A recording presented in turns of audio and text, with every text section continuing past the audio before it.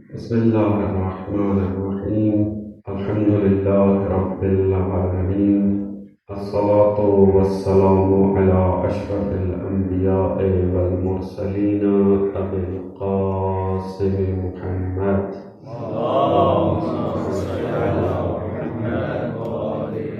والأئمة الطيبين الطاهرين المعصومين لا سيما بقية الله في الأرضين. روحي وأرواحنا له الفداء. أما بعد، فقد قال الله تبارك وتعالى في كتابه المجيد: أعوذ بالله من الشيطان الرجيم. شهر رمضان الذي أنزل فيه القرآن هدى للناس وبينات من الهدى والفرقان. صلوات محمد.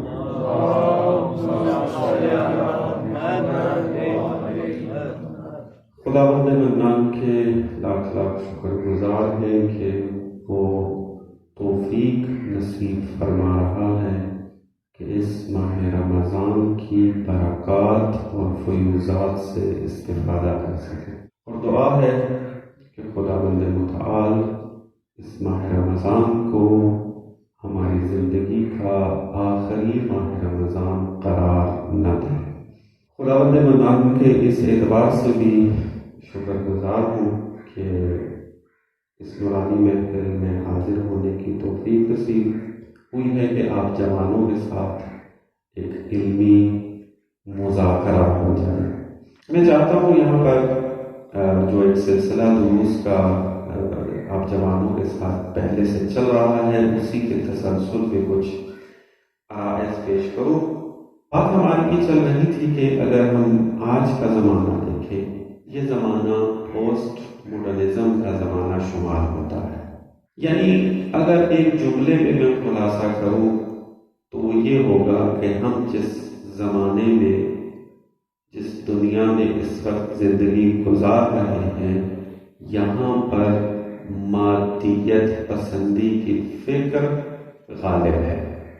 مٹیریلزم جس کو کہا جاتا ہے، مٹیریلسٹک سوچ آج کے انسان پر حاکم ہے، اور اس نے ایک طولانی سفر طے کر کے یہ مقام حاصل کیا ہے۔ یعنی کم از کم جو ہے وہ 300-400 سال اس مٹیریلزم کی سوچ کو لگے ہیں پھیلانے میں، اس کو معاشرے میں رائج کرنے کے لیے، تب جا کر ہمارا جو زمانہ ہے وہ اس وقت جو حکومت پائی جاتی ہے وہ حکومت ہے مٹیریلزم کی، اور پھر اس کے اندر سے بہت سارے ازم نکلے ہیں۔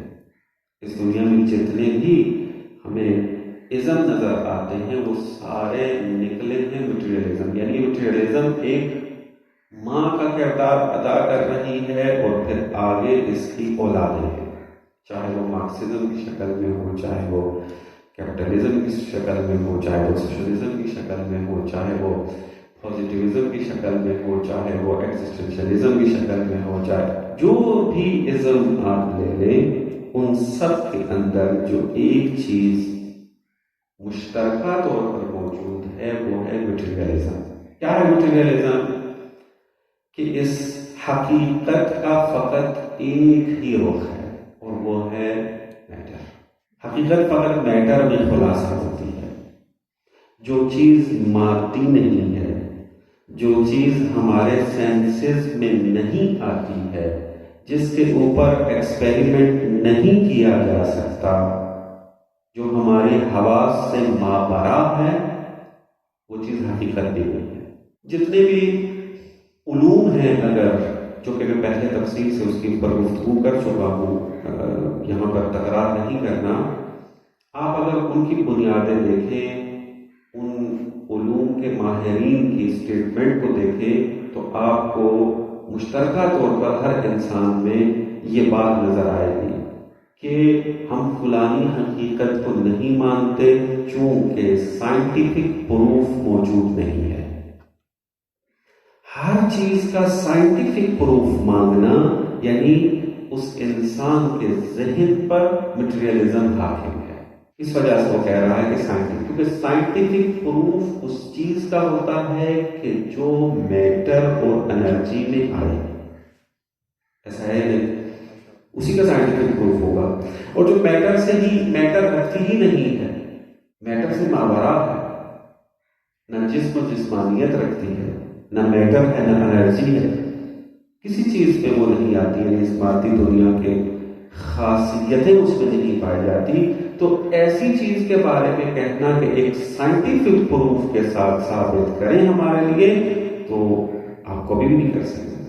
لہذا آپ دیکھتے ہیں کہ ہمارے جوانوں کے ذہن میں ایک اور نقطہ جو بہت زیادہ عام کیا جا رہا ہے، بعض اوقات جب لائیو ڈیبیٹس ہوتی ہیں ہماری تو وہاں پر بھی یہ سننے کو ملا ہے، سوال کیے گئے ہیں کہ میں خدا کو مان لوں گا اگر آپ ایک سائنٹیفک پروف اس کے اوپر لے آئیں. تو اس کا جواب یہ ہے کہ سائنٹیفک پروف تو اس کا دیا جاتا ہے کہ جس کے بارے میں کلیم کیا گیا ہو کہ یہ مادی ہے، اب اس کو ہم نے ثابت کرنا ہے.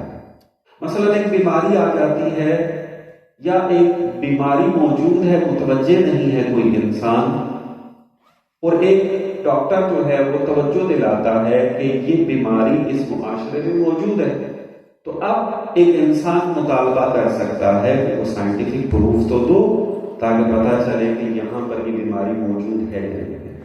لیکن جب ہمارا کلیم ہی یہی ہے کہ ہم ایک ایسی حقیقت کے قائل ہیں جو نہ جسم رکھتا ہے، نہ جسمانیت رکھتا ہے، نہ زمان ہے، نہ مکان ہے، وہ ماوراء حس ہے، تو اس کے بارے میں پھر ثابت کرنے کے لیے سائنٹیفک پروف کی ضرورت نہیں ہے بلکہ عقلی دلائل کی ضرورت ہے. ہاں، اگر کوئی یہ کہے کہ خدا کے وجود پر مجھے ایک عقلی دلیل پیش کرو، قانع کرو، تو یہ اس کا سوال بہترین سوال ہے اور اس کے جواب میں دلیل جو ہے وہ دی جانی چاہیے اور دی گئی ہے. لیکن یہ کہنا سائنٹیفک پروف لے کر آؤ. اسی طریقے سے ایک اور محاورہ ہمارے معاشروں میں رائج ہے، اسی فکر کا نتیجہ ہے. وہ یہ کہ سائنس جو ہے وہ ہمیں ثبوت دیتی ہے، سائنس جو ہے وہ دلیل سے بات کرتی ہے، اور جو چیز مذہب، دین یا سائنس سے ہٹ کے کوئی چیز ہے وہ دلیل سے بات. اب اس کی کیا حقیقت ہے؟ حالانکہ آپ دیکھیں تو مذہب جو بات کر رہا ہے، دین جو بات کرتا ہے، دلیل سے بات کرتا ہے. کہ ابھی تفصیل سے بیان کرنے کا مقام نہیں ہے، بات چیزیں شاید اشارہ کروں میں. دین جو ہے وہ اگر توحید کی بات کر رہا ہے تب بھی دلیل دے رہا ہے، نبوت کی بات کر رہا ہے تب بھی دلیل دے رہا ہے، قیامت کی بات کر رہا ہے تب بھی دلیل سے بات کر رہا ہے، دلیل دے رہا ہے، پروف دے رہا ہے. لیکن پھر بھی یہ شعار موجود ہے کہ سائنس جو ہے یہ ثبوت کے ساتھ بات کرتی ہے اور دین جو ہے وہ ثبوت نہیں دیتا. اس کے پیچھے بھی یہی فکر موجود ہے. ان کی نظر میں پروف یا ثبوت کی ڈیفینیشن یہ ہے کہ جو سائنٹیفک معیار پہ اترتا ہو، ان کو یہ پروف سمجھتے ہیں. اگر وہ سائنٹیفک معیار نہیں رکھتا تو آپ چاہے دلیل دیتے رہے، وہ کہتے ہیں کہ یہ پروف نہیں ہے. تو معلوم ہوا کہ یہ جو شعار ہے یہ بھی اس کے پیچھے بھی ایک فکر موجود ہے. وہ یہ کہ حقیقت خلاصہ ہوتی ہے میٹر کے اندر، اور اس تک پہنچنے کا راستہ فقط سینسز ہیں انسان کے پاس جو موجود ہیں، اور ثابت کرنے کا طریقہ یہ ہے کہ اس کے اوپر سائنٹیفک شواہد، ایویڈنس جو ہے وہ اکٹھے کیے جائیں. اگر ہیں تو ٹھیک، ثابت شدہ، ورنہ ثابت نہیں. لیکن ہم دیکھتے ہیں کہ یہی افراد اپنے بہت سارے گفتگو کے اندر ایسے مطالب سے استفادہ کر رہے ہوتے ہیں کہ جن کا خود کے پاس سائنٹیفک پروف نہیں ہوتا، فقط ایک آپ یوں کہتے ہیں کہ ایک ذہنی گفتگو ہوتی ہے، ایک فرضیہ ہوتا ہے، اس کے اوپر کوئی شاہد نہیں ہوتا. یا مثلا ایک ایسا نظریہ دے دیتے ہیں کہ کہ جس کو اصلاً آپ ٹیسٹ کر ہی نہیں سکتے، لیکن اس کو بھی سائنس کا نظریہ شمار کر دیا جاتا ہے. جس طرح کل آپ کی خدمت میں بیان کیا تھا کہ بعض ملحد سائنٹسٹ جو ہیں وہ خدا سے اپنی جان چھڑانے کے لیے بعض تھیوری پیش کر رہے ہیں کہ جس کا کوئی سائنٹیفک پروف نہیں ہے. جیسے آج کیا تھا کہ اسٹیفن ہاکنگ نے نو باؤنڈری اسٹیٹ کا جو نظریہ دیا تھا یا ہے اس کا موجود، جو اس نے بیان کیا ہے، یا نو ماڈل اسٹیٹ کے اندر اس عنوان سے جو ہے اس نے بیان کیا، کہ جس میں وہ کوشش کرتا ہے کہ یہ سوال نہ پوچھا جائے ایک سے سائنسدان سے کہ وہ ایک پارٹیکل کے جس کے اندر بگ بینگ ہوا تھا وہ پارٹیکل کہاں سے آیا. یہ سوال نہ ہو، اس کے لیے مختلف تھیوریاں پیش کی جا رہی ہیں، اور اگر آپ اس تھیوری کو مد نظر رکھیں تو ان کو آپ سائنٹیفکلی ثابت نہیں کر سکتے. یہ جو فزکس کے ماہرین ہیں اگر وہ اس کو جا کر دیکھیں گے تو اس بات کی تائید کریں گے کہ بات اسی طریقے سے ہے جیسا کہ بعض سائنٹسٹ نے جب ہاکنگ کی تھیوریز کے اوپر تنقید کی ہے تو وہ یہی بات کرتے تھے کہ اس کے اوپر ہمارے پاس کوئی سائنٹیفک پروف موجود نہیں ہے. لیکن ہمارے جوان کو یہ بات سکھائی جا رہی ہے کہ آپ نے فقط سائنٹیفک پروف کو دیکھنا ہے. اگر مل گیا تو اس حقیقت کو مانے، اگر نہیں ملا تو آپ نے اس حقیقت کو قبول نہیں کرنا. اسلام کا جو دعویٰ ہے وہ ایبسلوٹ ایک حقیقت کا ہے، خدا اس کے اوپر دلائل رکھتا ہے. مثلا خود انسان کے بارے میں جب یہ ڈیفینیشن کرتے ہیں وہ بھی مٹیریلزم کا نتیجہ ہے کہ اگر آپ انسان کی حقیقت کے بارے میں اسٹڈی کریں گے جو کتابیں لکھی جا چکی ہیں، ایک نظریہ وہاں پر پایا جاتا ہے فزیکلزم. یہی مٹیریلزم کا نتیجہ انسان کی حقیقت کے بارے میں جو نظریہ سامنے آتا ہے وہ ہے فزیکلزم، کہ انسان اس بدن میں خلاصہ ہو جاتا ہے. دین کس چیز کا دعویٰ کرتا ہے کہ انسان کی حقیقت اس کا بدن اور اس کی روح ہے. جس طرح انسان کو اس دنیا میں زندگی گزارنے کے لیے ایک مادی پہلو دیا گیا ہے، اسی طرح انسان کی ایک اور زندگی ہے یا ایک اور پہلو ہے انسان کا جس کو ہم روح کے نام سے یاد کرتے ہیں، کہ جو انسان کی حقیقت وہ ہے. بدن ایک ٹول کے طور پر استعمال کیا جاتا ہے. لیکن یہ فزیکلزم یہ آ کر ثابت کر رہی ہے کہ انسان یہی خلاصہ ہوتا ہے. اور آپ کے پھر جتنے بھی علوم ہیں، ہیومینٹیز جو ہیں، ہیومن سائنسز جو ہیں، وہ سب کے سب اس پر بیس کرتی ہیں کہ انسان اس بدن میں خلاصہ ہو جاتا ہے. تو اب جو بھی ان علوم کو انسان پڑھے گا وہ دین کے بارے میں جو سوالات اٹھتے ہیں وہ معقول بھی بنتے ہیں پھر کہ اٹھیں، چونکہ دین کا جو وہ کیا کہہ رہے ہیں آپ اس کو ایک ساختار جو ہے، اسٹرکچر جو ہے، اس سے ہٹ کر سوچا جا رہا ہے. یا مثلا آپ دیکھیں، میں فقط یہ چیزیں آپ کو گنوا رہا ہوں فقط اس چیز کی طرف توجہ دلانے کے لیے کہ ہمیں دین کے بارے میں جب تک صحیح طور پر معلومات نہیں ہوں گی، دین کو اگر صحیح طور پر نہیں سیکھیں گے تو آپ کو بہت گہرے چیلنجز درپیش ہوں گے کہ جن کو پھر آپ جواب نہیں دے پائیں گے. معمولاً میں پہلے دوستوں کو کہہ چکا ہوں کہ ہمارا کنسپٹ یہ بنا ہوا ہے کہ دین سیکھنا ہماری ذمہ داری نہیں ہے. ہماری ذمہ داری یہ ہے کہ ہم نماز روزہ کریں، اپنی اسٹڈی کریں، نوکری کریں، یہ ہماری ذمہ داری ہے. دین پڑھنے کا کام کسی اور گروہ کا ہے، جس کی وجہ سے دوری آ جاتی ہے دین کے اندر. چونکہ دوسری دنیا میں جو کام ہو رہا ہے وہ دین کے خلاف کام ہو رہا ہے، اور آپ کی انہی کتابوں میں وہ نظریات ڈالے جا رہے ہیں کہ جو آپ کو شروع سے آخر تک پڑھائے جاتے ہیں. اگرچہ سائنس نہ مسلمان ہوتی ہے نہ کافر، سائنس نہ لادین ہوتی ہے نہ دیندار، سائنس سائنس ہے، لیکن اس سے استفادہ کرنے والے اس سے غلط استفادہ کرتے ہیں. جو کچھ بھی دوری کا سبب بن رہا ہے. مثلا کہا جاتا ہے کہ سائنس پڑھنے والا اسٹوڈنٹ دین سے دور ہوتا ہے. سائنس کی وجہ سے دور نہیں ہو رہا ہوتا، بلکہ سائنس کو پڑھایا اس طریقے سے جاتا ہے کہ اس کو دین سے دور کیا جاتا ہے. ورنہ اگر سائنس پڑھے فقط تو کہیں بھی دوری لازم نہیں آتی ہے. اس کو تلقین کی جاتی ہے، اس کو یہ بتایا جاتا ہے کہ دیکھو یہ نظریہ ہے بس تمہارا دین غلط ہے، دیکھو یہ سائنس یہ کہتی ہے بس تمہارا مذہب غلط ہے. یعنی باقاعدہ طور پہ تلقین کی جاتی ہے. ہم جس معاشرے کے اندر زندگی گزار رہے ہیں، آپ کو عرض کیا سب سے بڑی اصل جو ہے اس میں مٹیریلزم چل رہی ہے، انسان کے اندر فزیکلزم چل رہی ہے. اور جو انسان مد نظر ہے آج کی اس دنیا کا، وہ انسان مادی انسان ہے اور فردی انسان ہے. مثلا لبرلزم وہ بھی یہیں سے نتیجہ نکلتا ہے.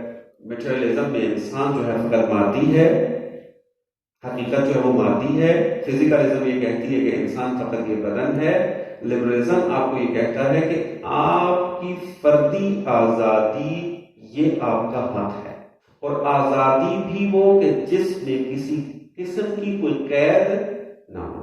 تو جب یہ والی فکر دیتے ہیں تو آپ اس کو ریلیٹ کر دیتے ہیں دین کے ساتھ. دیکھیں دین آپ کو کہتا ہے کہ آپ حجاب کریں، دین کہتا ہے کہ آپ 5 وقت کی نماز پڑھیں، دین کہتا ہے کہ نامحرم کے ساتھ ملاقات نہ کریں، نامحرم کو نہ دیکھیں. اور یہ چیزیں یہ چونکہ آپ کے فردی آزادی کے خلاف ہے، بس دین غلط ہے. تو اگر انہی انسانوں کی یہ جو اس قسم کی فکریں پھیلاتے ہیں، اگر انہی کی زندگی کو مد نظر رکھا جائے یا ان معاشروں کو ہی مد نظر رکھ لیا جائے کہ جو لبرلزم کو پھیلا رہے ہیں، تو وہاں پر ہمیں دین سے زیادہ پابندیاں نظر آ رہی ہوتی ہے. ایسا ابھی آپ سوشل میڈیا کے اوپر اسرائیل کو للکار سکتے ہیں، ایک مختصر حد تک اجازت ہے، لیکن آپ بولیں گے اسی ویڈیو کی وہ ریچ ہی کم کر دیتے ہیں جس کے اندر آپ غزہ و اسرائیل کی بات کرتے ہیں. اگر آپ لبرل ڈیموکریسی اور اس قسم کے جو نظام ہیں ان کے عیب بیان کرنا شروع کر دیں، انہی کے معاشرے کے اندر بیٹھ کے کیا اجازت دیتے ہیں؟ جو انہوں نے ریڈ لائنز بنائی ہیں ان ریڈ لائنز کو کراس کرنے دیتے ہیں؟ اگر ٹرمپ بھی ریڈ لائن کراس کرتا ہے تو اس کے سوشل میڈیا اکاؤنٹ بند کر دیے جاتے ہیں. تو اگر آزادی اتنی ہی زیادہ معتبر تھی تو پھر اس کو معاشرے میں نظر آنا چاہیے. لیکن ہم دیکھتے ہیں کہ جو آزادی کا نعرہ لگاتے ہیں سب سے زیادہ پابندیاں بھی وہی لگاتے ہیں. تو ایک جو کنسپٹ آزادی کا پیش کیا گیا ہے، بس اس کے اندر تحریف کی گئی ہے، غلط تعریف کی جاتی ہے. یہ جو کہا جاتا ہے کہ انسان مکمل طور پر آزاد ہے، یہ نہ آپ سائنٹیفک پروف لا سکتے ہیں اس کے اوپر، نہ ہی کوئی عقلی دلیل لا سکتے ہیں اس کے اوپر. کیونکہ اگر مکمل آزادی کے کسی قسم کی بھی قید اس کے اندر موجود نہ ہو، اگر انسان اس طرح زندگی گزارنے لگ جائے تو کبھی معاشرے تشکیل نہیں پاتے. معاشرے جو تشکیل پاتے ہیں وہ بہت سارے قیودات ہوتی ہیں اس کے اندر کہ آپ نے یہ کام نہیں کرنا، یہ نہیں کرنا، یہ نہیں کرنا، بہت ساری چیزیں ہوتی ہیں. تو دین بھی تو یہی چیزیں سکھا رہا ہوتا ہے. دین کہہ رہا ہوتا ہے کہ چوری نہیں کرنی، دین کہہ رہا ہے نا محرم کو نہیں دیکھنا، دین کہہ رہا ہوتا ہے کہ فلانا عمل کرنا ہے، اس میں بہتری ہے. دین کے ساتھ تقابل کیوں بن جاتا ہے جدید فکر کا؟ اس کی وجہ یہ ہے کہ دین نے ایسا انسان مد نظر رکھا ہے کہ جو مادی اور روحانی ہے، اور جدید فکر نے جس انسان کو مد نظر رکھا ہوا ہے وہ فقط مادی ہے. تو اس کے بیان کرتا احکام حتماً ٹکرائیں گے اسلام کے ساتھ یا دین کے ساتھ، کیونکہ دو الگ الگ فکریں موجود ہیں. تو لہذا مسائل اگر حل کرنے ہیں، بعض کا جوان جب سوال کرتے ہیں تو وہ نتیجوں کے اوپر سوال کر رہے ہوتے ہیں، تو وہ بھی ہونے چاہیے، لیکن اس کو پلٹانا چاہیے کہ یہ ٹکراؤ ہو کیسے رہا ہے. ٹکراؤ ٹکراؤ ہو کیوں رہا ہے؟ تو ٹکراؤ کی بنیادی وجہ یہ ہے کہ دو قسم کی فکریں موجود ہیں انسان کے بارے میں. ایک جو انسان ہے فقط مادی، اور ایک انسان ہے جو مادی اور روحانی دونوں.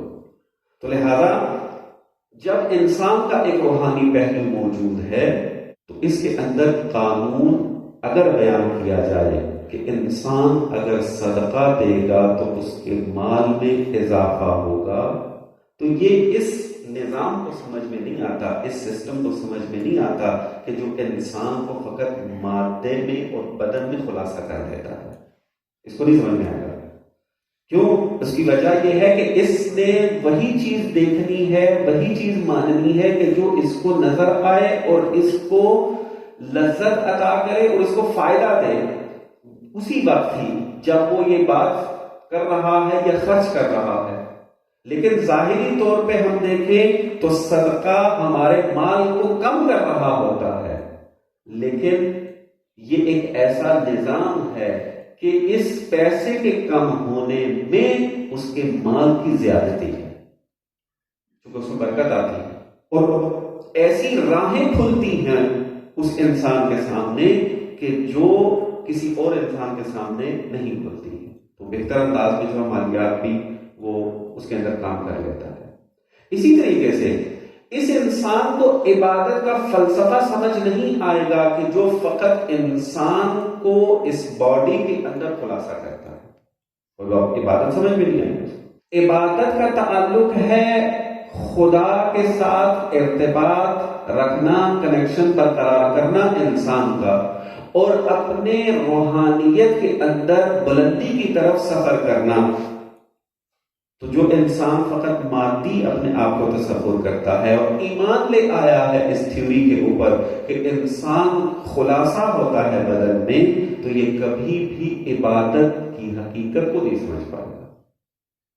اسی وجہ سے آپ دیکھیں کہ اکثر فلاسفر دیکھے ہیں جو خدا کا انکار کرتے ہیں، اور پھر ان کی دیکھا دیکھی بعض جوان کے جو متاثر ہو جاتے ہیں ان سے وہ بھی یہ سوال کرتے ہیں کہ دین انسان کو تقلید سکھاتا ہے، وہ بھی اندھی، یہ کرنا ہے کرو، ریزن جو ہے وہ نہیں بتاتا. اب ان کی باتوں کو اگر آپ تحلیل کریں تو پتہ چلتا ہے اس بات کا کہ یہ جس چیز کے پیچھے ہے وہ یہ کہ ہمیں ہر چیز کے کسی نہ کسی فلسفے کا پتہ ہونا چاہیے، اور پھر جب تک ہمیں کسی چیز کے پیچھے جو فلسفہ ہے، جو ریزن ہے، اس کا علم نہیں ہوگا ہم اس پہ عمل نہیں کریں گے. چونکہ ہمیں عبادتوں کا ایک فلسفہ اور اس کا ریزن جو ہے وہ معلوم نہیں ہے، بس ایک اندھی تقلید ہے اور تو کچھ نہیں. لیکن انہی انسانوں کو ہم دیکھتے ہیں کہ وہ اپنے معاشرے میں بہت سارے قانون پر عمل کر رہے ہوتے ہیں کہ جن کا ریزن ان کو پتہ ہی نہیں ہوتا. یعنی آپ جتنے بھی معاشرے ہیں ان کو پرکھ کر دیکھ لیں کہ کتنے لوگ ہیں کہ جو اس سوسائٹی کے اندر، اس ملک کے اندر بنے ہوئے تمام قوانین کے فلسفے کو جانتے ہیں. یعنی ہر انسان جانتا اس فلسفے کے مطابق کیا ہونا چاہیے.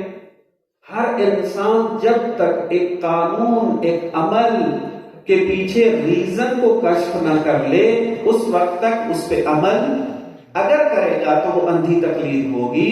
تو اس کا جواب پھر یہ ہے کہ آپ دکھائیں معاشروں میں کہ جس معاشرے میں انسان رہ رہا ہے ہر انسان تمام قوانین کے ریزن کو جانتا ہے، اس پہ عمل کر رہا ہے.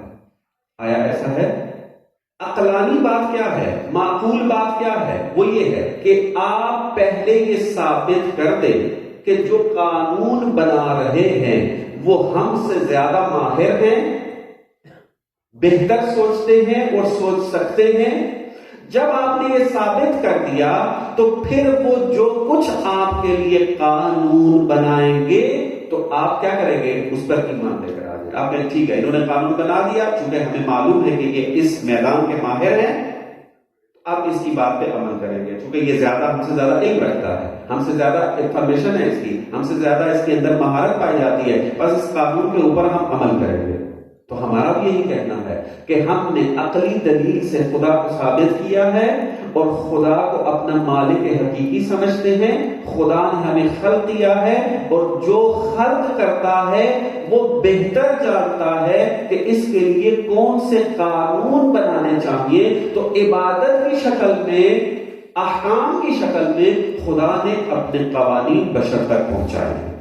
تو اگر ہمیں احکام کا فلسفہ نہیں پتا چل رہا، اس کی ریزن، اس کے پیچھے کیا ہے وہ نہیں پتا چل رہی، تو یہ سبب نہیں بن سکتا کہ آپ کہیں کہ میں پھر عمل نہیں کروں گا دین پر۔ یہ تو اندھی تقلید ہے، کیونکہ آپ اپنی زندگی میں اندھی تقلید کر رہے ہیں۔ اندھی تقلید وہ ہے کہ انسان ایک چیز پر عقیدہ بنا لے اور اس کے اوپر کوئی دلیل نہ ہو، اور ہم جو احکام کے اوپر عمل کر رہے ہوتے ہیں ہمارے پاس دلیل موجود ہے کہ یہ احکام ہے اس ذات کے کہ جس ذات نے ہمیں خلق کیا ہے، لہذا یہ اندھی تقلید نہیں ہوتی۔ ایک اور چیز جو ہمارے جوانوں کے زبان پہ کافی اس مطلب کو جو ہے وہ بیان کیا جاتا ہے، مختلف ہم نے جو لائیو ڈیبیٹس بھی کی ہیں اس کے اندر بھی بہت دفعہ یہ سننے کو ملا ہے کہ انسانیت کی آپ بات کریں، دین کی بات نہ کریں، مذہب فرقے کی جو ہے وہ بات نہ کریں، آپ انسان ہو کر انسانیت کی بات کریں۔ یعنی گویا کو یہ تصور دینا چاہتے ہیں کہ دین اسلام جو ہے وہ بشر کو صحیح ہدایت نہیں دے سکتا، بہتر سوچ یہ ہے کہ انسان بن کے سوچا جائے، کسی بھی مذہب سے ماورا ہو کر سوچا جائے، کسی بھی دین سے بالاتر ہو کے سوچا جائے، تب آپ بہتر سوچ پائیں گے، ورنہ آپ صحیح طور پر انسانیت کو نہیں سمجھ پائیں گے۔ تو میں آپ کے سامنے 2-3 چیزیں رکھتا ہوں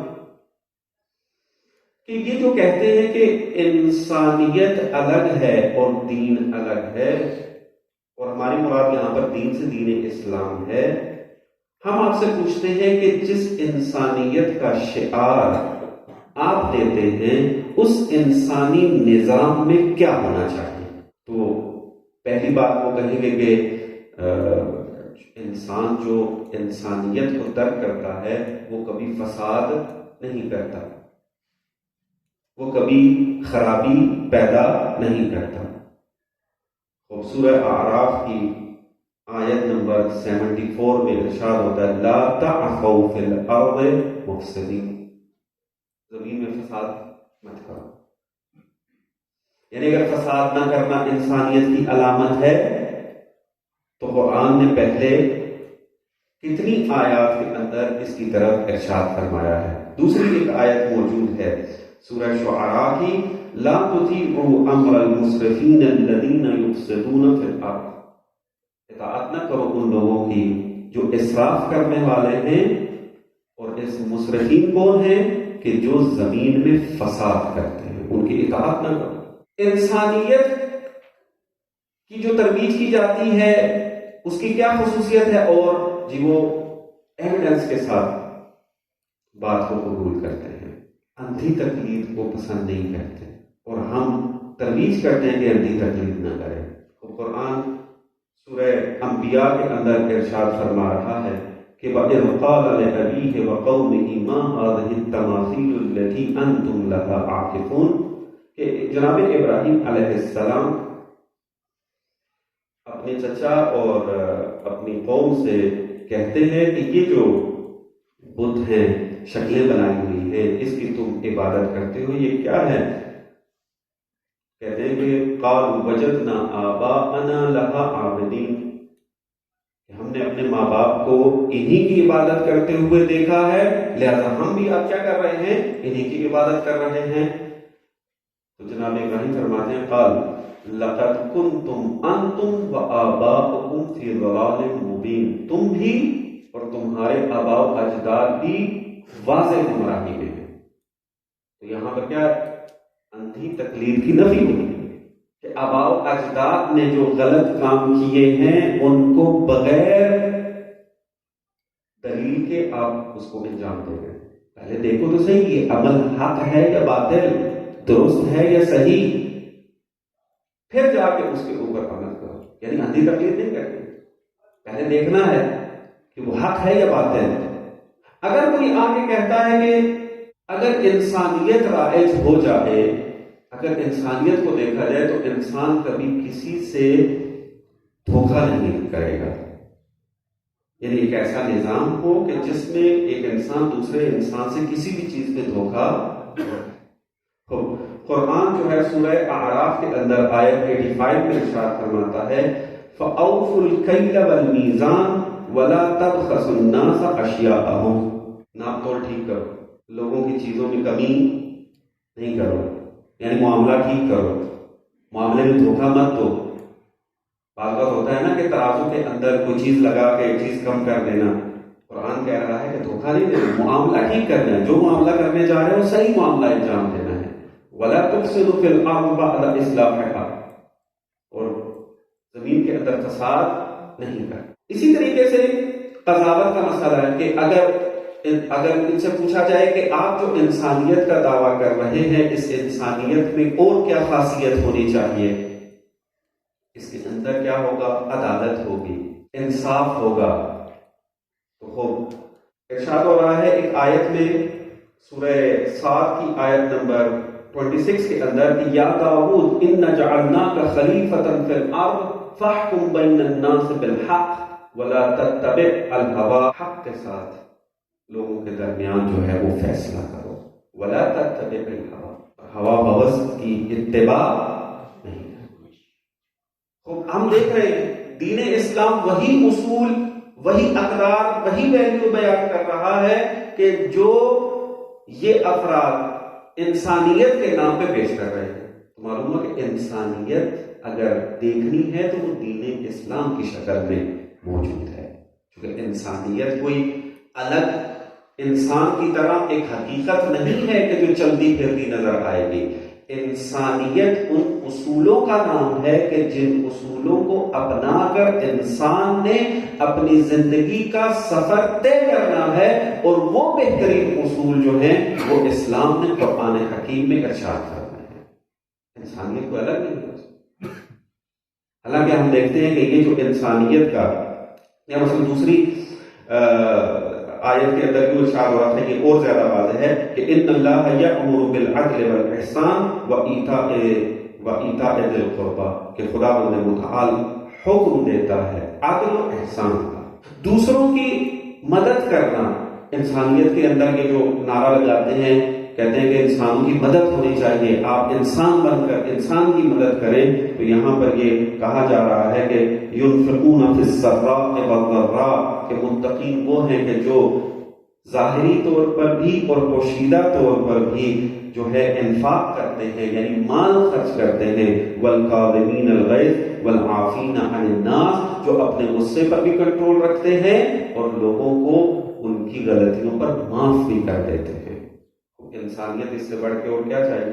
خلاصہ کروں اور بات کو تمام کروں وہ یہ کہ اسلام کے بارے میں صحیح طور پر خود بھی کنسیپٹ درست کرنے ہیں، اور جو اعتراض کر رہے ہوتے ہیں ان کے اعتراض کی وجہ کنسیپٹ کا کلیئر نہ ہونا ہے۔ بعض اوقات ہمارے جوان جو خود دین کے اندر معلومات صحیح نہیں رکھتے، وہ یہ سمجھ رہے ہوتے ہیں کہ انہوں نے دین کے کنسیپٹ کلیئر کیے ہوئے ہیں اور اب عقلی طور پر اعتراضات ذہن میں آ رہے ہیں، یہ بیان کر رہے ہیں اور لہٰذا ان اعتراضات کا جواب دینا چاہیے۔ لیکن جب ان کے اعتراض دیکھے جاتے ہیں تو معلوم ہوتا ہے کہ اعتراض کی بنیاد ہی غلط ہے۔ انہوں نے جو خدا کا کنسیپٹ بنایا ہوا ہے وہ غلط ہے، دین کا جو کنسیپٹ بنایا ہوا ہے وہ غلط ہے۔ جیسے ابھی آپ نے ہمیں بیان کیا ہے، انسانیت کو اور دین کو جدا کرنا یعنی آپ کو دین کے بارے میں صحیح علم نہیں ہے، خدا کے بارے میں کنسیپٹ۔ حتیٰ ایک اور کنسیپٹ جو جس کی وجہ سے بہت سارے اعتراضات آج کل معاشرے میں سننے کو ملتے ہیں ان افراد کی طرف سے، وہ یہ کہ خداوند متعال نے انسان کو خلق کیا ہے، تو ہم دیکھتے ہیں کہ کہا جاتا ہے کہ قیامت کے دن جو ہے وہ دردناک سزائیں دی جائیں گی۔ تو یہ کیسا خدا ہے کہ جو خود انسان کو خلق کرے اور پھر قیامت میں سزائیں دے؟ ایک جوان جو ہے وہ سنتا ہے، کہتا ہے بات تو ٹھیک کر رہے ہیں، سوال جو ہے اس کے ذہن میں اٹھتا ہے لیکن اگر انسان نے صحیح طریقے سے اس دنیا کی اور آخرت کا آپس میں رابطے کو سمجھا صحیح ہو تو یہ سوال بالکل بے بنیاد ہے۔ آخرت کی سزائیں اس طرح نہیں ہے جس طرح ہم اپنے معاشرے میں مجرموں کے لیے سزائیں معین کرتے ہیں۔ ہمارے معاشرے میں مجرم کی ذات اور ہے، سزا اور ہے۔ یعنی ہم طے کرتے ہیں کہ اگر کسی نے چوری کی تو اس کو اتنا جرمانہ کریں گے، اتنے مہینے قید یا اتنے سال قید ہوگی۔ ممکن اگلی حکومت آئے، ایک اور نظام آئے، وہ اس کو چینج کر دے۔ درست ہے؟ ہمارے معاشروں میں جو عمل اور سزا کا رابطہ ہے وہ ایگریمنٹ کے طور پر ہوتا ہے کہ اگر تم نے کوئی جرم کیا تو تمہیں یہ سزا ملے گی، لہذا تم جرم نہیں کرنا۔ لیکن آخرت میں جو سزائیں ملنی ہیں وہ ہمارے عمل ہی کا نتیجہ ہے، جدا نہیں ہے۔ ہمارا عمل اور سزا اور جزا یہ تکوینی طور پر رابطہ رکھتے ہیں۔ جس طریقے سے آپ اگر آگ میں ہاتھ ڈال دیں گے، چاہے آپ جان بوجھ کے ڈالیں چاہے آپ غلطی سے ڈالیں، آپ کے ہاتھ میں جلنا ہے۔ آگ یہ جدائی نہیں کرتی ہے کہ اگر کسی نے جان بوجھ کے ڈالا تو جلائے، لیکن اگر غلطی سے ہاتھ لگ جائے تو اس کو نہیں جلائے گی۔ ایسے یہ اس کو کہتے ہیں رابطہ تکوینی۔ ہمارا جو عمل ہے یہ جزا اور سزا بنا رہا ہے۔ مثال دیتا ہوں اس کی کہ اگر کوئی انسان غیبت کرے، قرآن نے کیا کہا ہے کہ اگر کوئی انسان اپنے بھائی کی غیبت کرے گا تو وہ گویا کہ مردار بھائی کا گوشت کھا رہا ہے۔ تو گویا کا لفظ نہیں آیا وہاں پر، یعنی مردار بھائی کا گوشت کھا رہا ہے۔ یہاں مثال نہیں دی جا رہی کہ جو بدگوئی کرے گا اپنے بھائی، تو جس طرح اگر کوئی کبھی کام انجام دے گا کہ اپنے مردہ بھائی کا گوشت کھائے تو غیبت اتنی قبیح ہے۔ یہاں قباحت کی تشبیہ نہیں دی جا رہی، یہاں پہ یہ بیان کیا جا رہا ہے آپ کے وہ نکلنے والے الفاظ آپ کے اندر کو گوشت بن کر اتر رہے ہیں۔ یا اس سے بڑھ کے ایک اور مثال، یتیم کا مال کھانے کے بارے میں کیا حکم بیان کیا گیا ہے کہ جو بھی یتیم کا مال کھاتے ہیں وہ آگ کھاتے ہیں۔ یعنی کیا مراد؟ یعنی وہ اپنے اندر آگ لے کر جا رہے ہیں اور ان کا وجود آگ میں ہے۔ آپ کا ہر عمل آپ کی آخرت کی شخصیت بنا رہا ہے، ہر عمل۔ قیامت یوم تبلی السرائر ہے،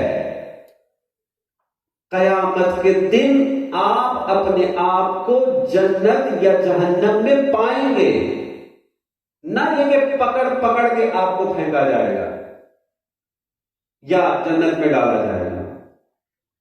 قرآن کی جو بیان کردہ سزائیں ہیں وہ یہ ہیں۔ تو سوال ہی نہیں بنتا کہ خدا نے ہمیں خلق کیا، اب قیامت کے دن سزا کیوں دے گا؟ ایک خالق کیسے بے رحم ہو سکتا ہے؟ تو وہ ایسا نہیں کہ خدا نے کہا کہ تم عمل کر لو، قیامت کے دن پھر میں دیکھ لوں گا، یہ نہیں ہے، بلکہ خدا نے کہا کہ یہ یہاں زندگی جیسی گزارو گے، اس کا باطن یا جہنم ہوگا یا جنت ہوگا۔ اور ہم اس وقت یا جنت میں زندگی گزار رہے ہیں یا جہنم میں، یہ ہمارے اعمال میں طے کرنا ہے اور کر رہا ہے۔ اگر اچھے اعمال کر رہے ہیں تو اس کی جزا اسی وقت جنت ہے، اور اگر آپ برا عمل انجام دے رہے ہیں تو وہ برے عمل کی جو سزا ہے اس عمل کا باطن جہنم ہے، آگ ہے،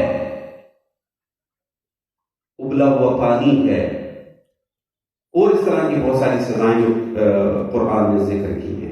تو یہ ہمیں ہمارے عمل کا باطن ہے، نہ یہ کہ وہاں پر جس طرح ہمیں ابھی جیل بھیج کر سزا دی جاتی ہے اس طرح کی سزا نہیں ہے۔ بس خلاصہ یہ نکلتا ہے کہ کنسیپٹ کلیئر کرنے کی ضرورت ہے، اور میں پہلے بھی اپنے درسوں کے اندر جوانوں سے یہ تقاضا کر چکا ہوں اور مزید بھی تقاضا کروں گا آج بھی کہ آپ چاہے یونیورسٹی میں کسی بھی ڈپارٹمنٹ کے اندر موجود ہوں، کسی بھی یونیورسٹی کے اندر زندگی گزار رہے ہوں، کسی بھی آپ شعبے کے اندر نوکری کرنا چاہتے ہوں، وہ آپ کریں، لیکن اس کے ساتھ ساتھ دین کی معلومات بھی اچھے طریقے سے حاصل کرتے رہے، کیونکہ اگر دین کی معلومات اچھے طریقے سے حاصل نہیں کریں گے، نہ تو آپ اپنا شرعی وظیفہ ادا کر پائیں گے اور نہ ہی آپ دین پر ہونے والے اعتراضات کے جواب دے سکیں گے۔ تو اس کے لیے ضروری ہے کہ آپ اپنی ایک دینی فریضہ سمجھتے ہوئے، جس طریقے سے آپ یونیورسٹی کی تعلیم کو اہمیت دے رہے ہیں، کم سے کم اتنی نہ صحیح اس سے ایک درجہ نیچے کی اہمیت دے دیں، تو آپ آسانی کے ساتھ دین کی اچھی سوچ بوجھ حاصل کر لیں گے۔ الحمدللہ سوشل میڈیا کا زمانہ ہے، اور اس کے اندر وہ گیپ جو موجود تھے کہ ایک ماہرین کی طرف رجوع کیسے کیا جائے، پہنچا کیسے جائے، وہ ختم ہو گئے ہیں۔ ہر کوئی جو بھی جس کو بھی ماہر سمجھتا ہے مسائل کے اندر، اس فیلڈ کے اندر اس سے رجوع کریں، اپنے سوالات پوچھیں، دین کو سیکھیں، ٹائم نکالیں۔ ہیں ایسے افراد میں نے دیکھے ہیں الحمدللہ، وہ اپنی ساری مصروفیات کے باوجود ٹائم نکال کر وہ علماء سے دین سیکھ رہے ہوتے ہیں۔ اگر فزیکل اویلیبل ہے تو حاضر ہو کر، اگر دور دراز علاقوں میں ہیں تو آن لائن کے ذریعے وہ سیکھتے ہیں۔ تو یہ واقعاً ایک شرعی ذمہ داری بنتی ہے، اور آج سوشل میڈیا کی وجہ سے دین کے اوپر اعتراضات بہت زیادہ ہو رہے ہیں۔ قبل اس کے کہ وہ اعتراضات آپ پر اثر کریں، آپ دین کے صحیح کنسیپٹ حاصل کر لیں۔ خدا کا ہمارے پاس کیا کنسیپٹ پایا جاتا ہے، کہ میں چونکہ پہلے تفصیل سے یہ بات کر چکا ہوں، اس وجہ سے یہاں تکرار نہیں کر رہا، کہ خدا کا ہمارے کنسیپٹ جو ہے، جو ملحدوں کے ذہن میں خدا کا کنسیپٹ ہے وہ اور ہے، قرآن جو کنسیپٹ پیش کرتا ہے وہ اور ہے، آخرت کا جو کنسیپٹ ملحدوں کے ذہن میں وہ اور ہے، جو قرآن پیش کر رہا ہے وہ اور ہے، نبی کے بارے میں جو کنسیپٹ ہے وہ ہمارا اور ہے، ان کے ذہن میں کچھ اور ہے۔ چونکہ کنسیپٹ ہی غلط ہے، اس وجہ سے وہ اعتراض اٹھاتے ہیں۔ اور اگر آپ اپنا کنسیپٹ دین کے بارے میں ٹھیک کر لیں گے تو وہ سوال کبھی اثر انداز نہیں کریں گے، اور آپ دوسروں کے ایمان کی بھی حفاظت کریں گے۔ صلوات بر محمد و آل محمد۔